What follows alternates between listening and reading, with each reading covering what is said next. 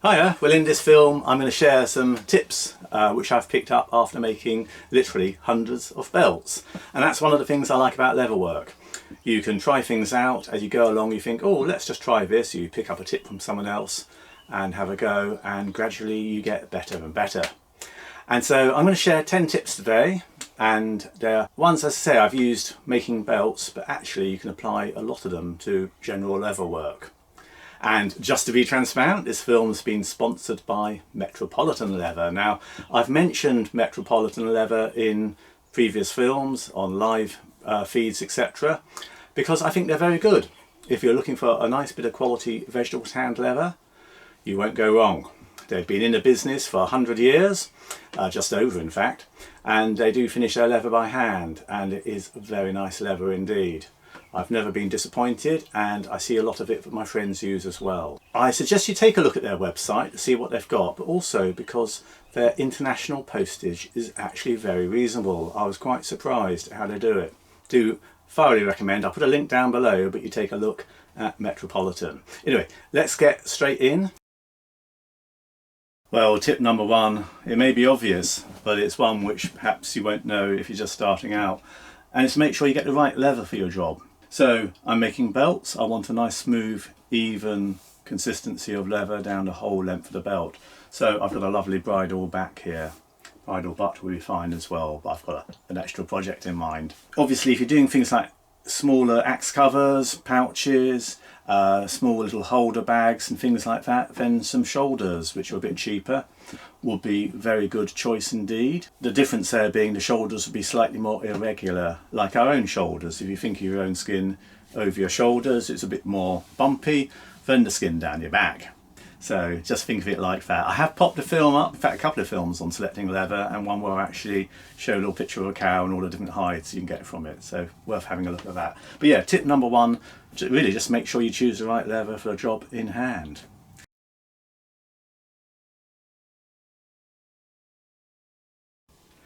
Well, I'm going to give you two tips in one for number two. Well, even three tips maybe.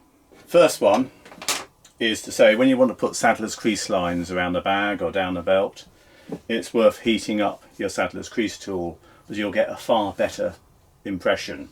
So I mean, I've got an old spirit heater here. You could use a dentist spirit heater, or some people use an electric plate.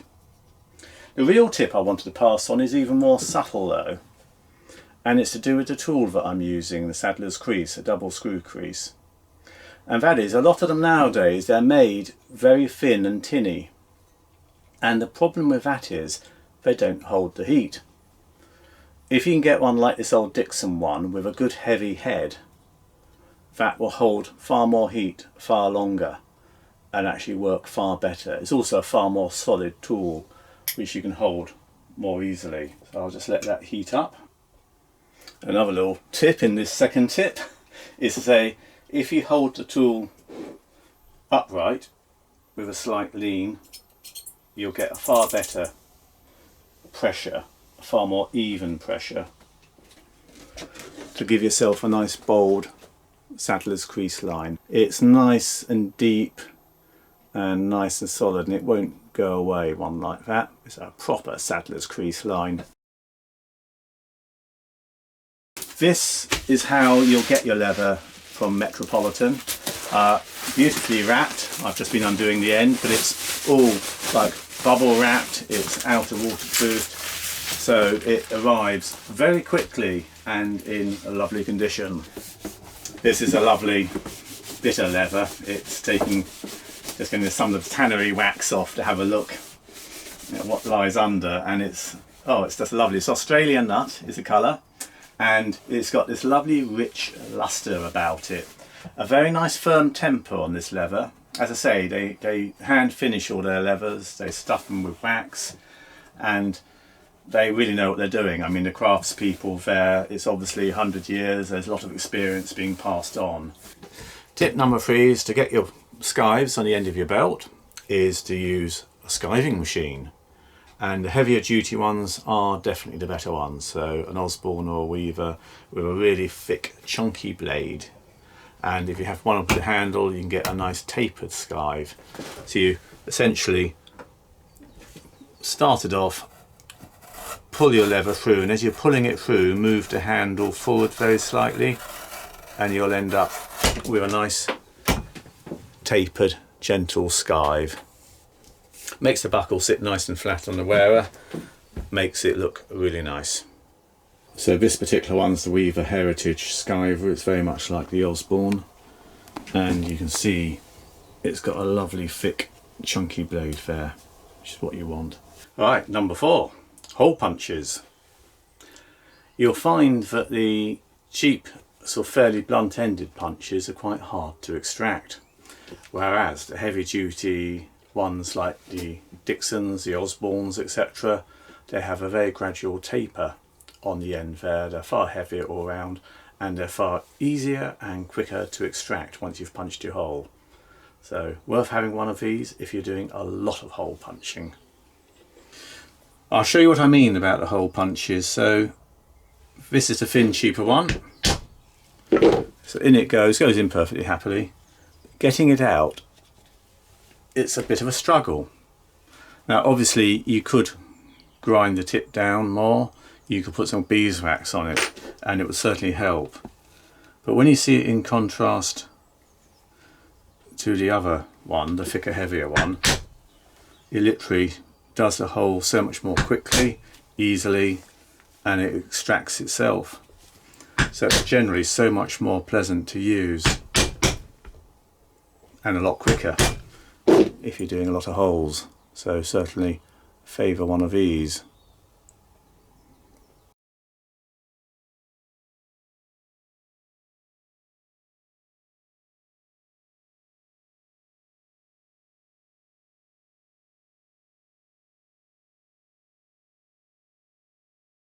Tip number 5 is all about polishing rivets. So solid copper rivets, they're Sadlers rivets.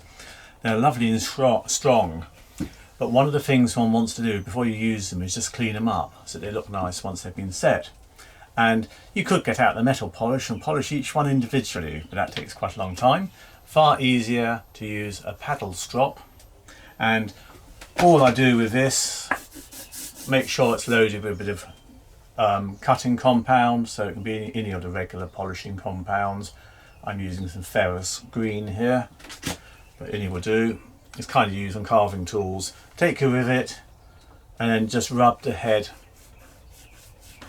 across the strop paddle a few times, and it will come out beautifully polished, ready for setting into your leather belt. And the Sadlers rivets really are strong. One rivet takes my weight, that's strong.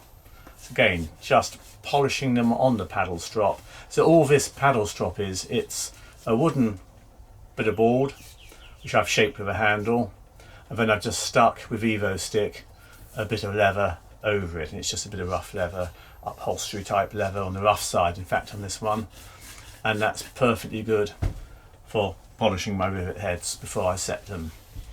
So there you are, that's another little tip. It's all in the detail, and that's leathercraft.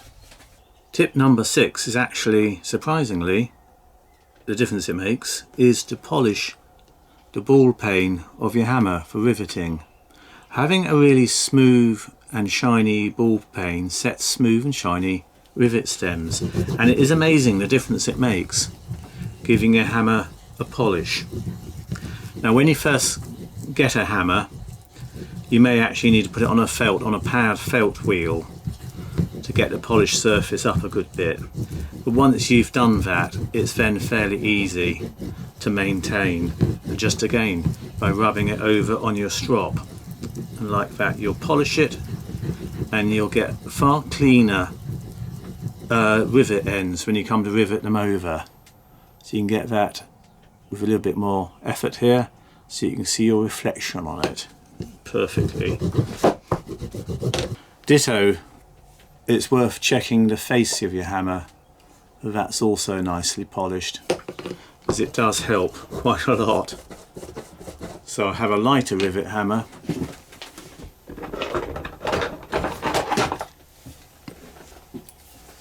and I also have a heavier weight hammer, which again I've actually polished. So This was quite a basic hammer when I got it, but a bit of work buffing it, and it does make for far cleaner riveting. So that's tip number 6. Well, quite a few people ask me, how do I get the rivets so accurately spaced? And tip number 7 is I use a spacing jig.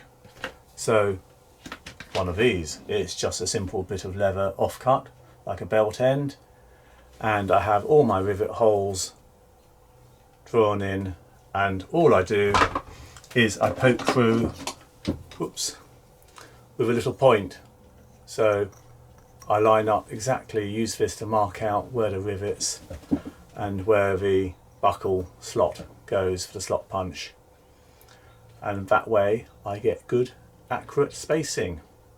And the other thing about this is I use a hole punch that matches the hole, it exactly matches the rivet stalk, so you get perfect placement of your rivets when you do it that way, and they look tidy. So yeah, that's number 7. Well, my tip number 8 is also a fairly subtle tip really. It's when you fit a buckle, obviously you wet the inside to make the leather pliable,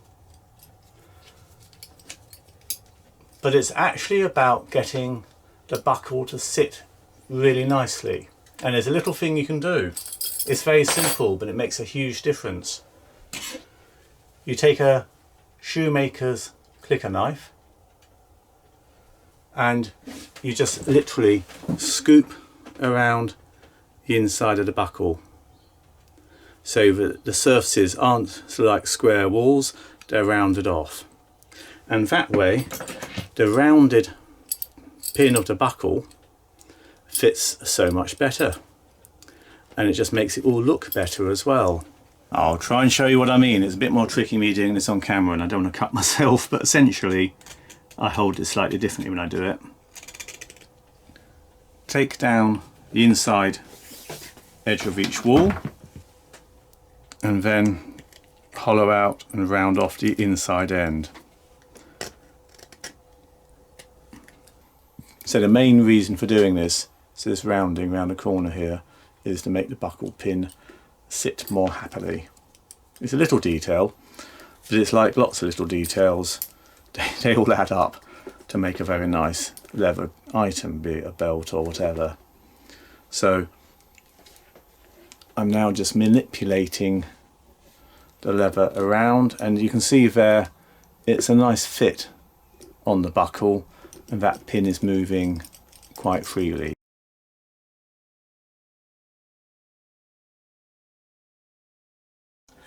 Well, tip number 9 is all about getting accurately spaced holes in your belt. And you can make up a jig. I mean, this is made up in leather, you can make it up in cardboard, you can make it up in plastic. And the idea behind this is to make the holes obviously correctly spaced, but to do it in a way that you can get your tool, your punching hole tool, to exactly fit the hole. And like that, you'll not only get the sort of perfect spacing, you'll get the perfect positioning as well. Now this particular jig, my son cut it out using an X-carve machine, so we know it's deadly accurate and it works fantastically. But there's really no reason why you couldn't do this using a bit of cardboard and then using a larger hole punch to make the actual sized hole for your punch. So just go up a size, punch a hole, and then your one below should probably fit it. Or you could do it in leather, but it's really good in use and thoroughly recommend doing something like that. So all I do, I have marked where I want my middle adjustment hole, and then all I need to do is just literally press onto the leather with the punch, and that's just enough to mark the leather ready for punching the holes. And I obviously make sure that I keep the strip central the whole time, but it really is as easy as that.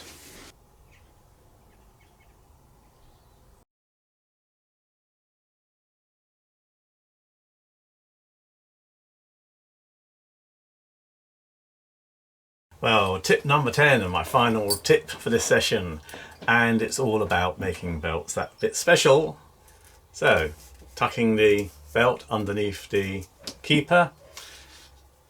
If you shave off on the inside here, it just goes in more happily.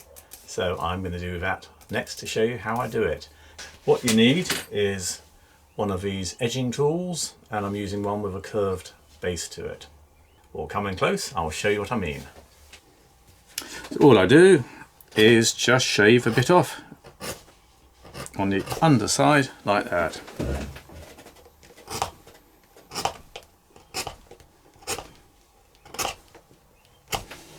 And I just do it on the inside only. This will obviously all get stained and polished to match in. The reason I don't do it on the other side, it's nice to preserve this very crisp cut line. So yes, like that with a rounded end underneath, it just glides under, goes in and out. So if you're doing rucksacks or belts or dog collars or whatever, it just makes it easier. So a little tip, but one more worth bearing in mind. Well, I hope you found those 10 tips helpful. And I'd like to say a special thanks to Metropolitan Leather, producing lovely leathers for the past 100 years and well worth looking at. Lovely material to work with, lovely firm temper. I'll pop a link down below to Metropolitan Leather so you can take a look yourself. Thanks so much for watching, and see you in the next film. Bye bye then.